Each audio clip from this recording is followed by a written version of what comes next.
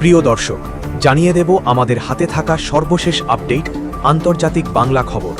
চ্যানেলটি সাবস্ক্রাইব করে আমাদের সাথেই থাকুন। ইরানের সর্বোচ্চ নেতার নতুন ঘোষণা।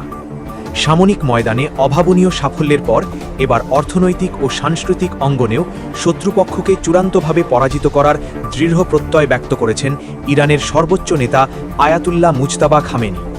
শিক্ষক দিবস ও আন্তর্জাতিক শ্রমিক দিবস উপলক্ষে শুক্রবার দেওয়া এক বিশেষ বার্তায় তিনি এই আহ্বান জানান। তিনি বলেন, দীর্ঘ ৪৭ বছরের নিরবিচ্ছিন্ন সংগ্রামের পর ইরান সামরিক শক্তিতে বিশ্বজুড়ে নিজের সামর্থ্যের প্রমাণ দিয়েছে।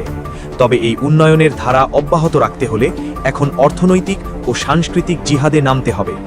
তিনি স্পষ্টভাবে বলেন, যে জাতি সামরিক রণাঙ্গনে বিজয় ছিনিয়ে এনেছে তারা অর্থনৈতিক ও সাংস্কৃতিক ক্ষেত্রেও শত্রুর ষড়যন্ত্র নস্যাৎ করার সক্ষমতা রাখে।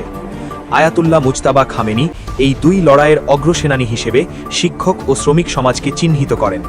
তিনি বলেন, একটি জাতির মেরুদণ্ড হচ্ছে তার সংস্কৃতি ও অর্থনীতি।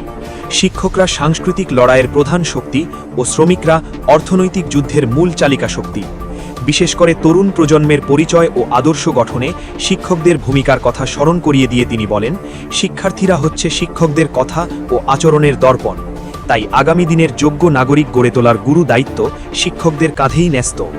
এদিকে ইরানি বন্দর অবরোধে মার্কিন নৌবাহিনী জলদস্যুর মতো কাজ করছে বললেন ট্রাম্প।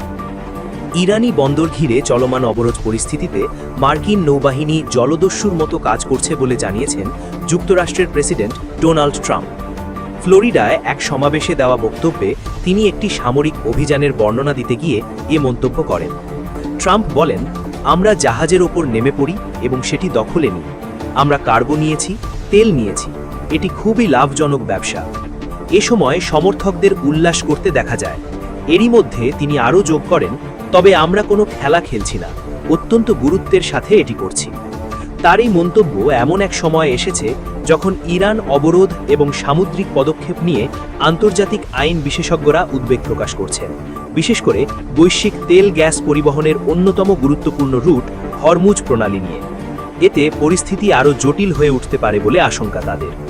বিশ্লেষকদের মতে, ইরান এই প্রণালী দিয়ে যাতায়াতকারী জাহাজগুলোর ওপর ফি আরোপের পরিকল্পনা করছে, যা আন্তর্জাতিক নৌ আইনের সঙ্গে সাংঘর্ষিক হতে পারে। ইতোমধ্যে তেহরান কার্যত এই জলপথটি বন্ধ করে দিয়েছে। উল্লেখ্য, গত ২৯শে ফেব্রুয়ারি ইরানের ওপর যৌথভাবে হামলা চালায় যুক্তরাষ্ট্র ও ইসরায়েল। তাৎক্ষণিকভাবে ইরানও পাল্টা হামলা শুরু করে। জবাবে ইসরায়েল ও মধ্যপ্রাচ্যের বিভিন্ন দেশে অবস্থিত মার্কিন সামরিক ঘাঁটি ও স্থাপনায় ভয়াবহ হামলা চালায় ইরানি বাহিনী। এতে অগ্নিগর্ভে পরিণত হয় গোটা মধ্যপ্রাচ্য। সেই সঙ্গে বন্ধ করে দেয় বিশ্ব জ্বালানি বাজারের অন্যতম গুরুত্বপূর্ণ রুট হরমুজ প্রণালী। এতে গোটা বিশ্বে জ্বালানি অস্থিরতা দেখা দেয়। টানা ৩৯ দিন যুদ্ধ শেষে ২ সপ্তাহের সাময়িক যুদ্ধবিরতিতে রাজি হয় যুক্তরাষ্ট্র ও ইরান। গত ৮ই এপ্রিল থেকে এই যুদ্ধবিরতি কার্যকর হয়। ১১ই এপ্রিল পাকিস্তানের ইসলামাবাদে শান্তি আলোচনায় বসে ইরান ও যুক্তরাষ্ট্র, কিন্তু সেই আলোচনা ব্যর্থ হয়।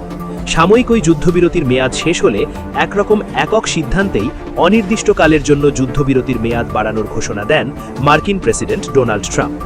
এরপর মধ্যস্থতাকারী দেশ পাকিস্তানের মাধ্যমে আবারও আলোচনায় বসার চেষ্টা চালিয়ে যাচ্ছে যুক্তরাষ্ট্র। তবে রিপোর্ট লেখা পর্যন্ত ইরান দ্বিতীয় ভরে আলোচনায় বসতে রাজি হয়নি। পর্যবেক্ষকরা বলছেন, এমন বক্তব্য ও পদক্ষেপ মধ্যপ্রাচ্যে উত্তেজনা আরও বাড়িয়ে তুলছে এবং আন্তর্জাতিক বাণিজ্য ও জ্বালানি বাজারে দীর্ঘমেয়াদী অস্থিরতা সৃষ্টি করতে পারে।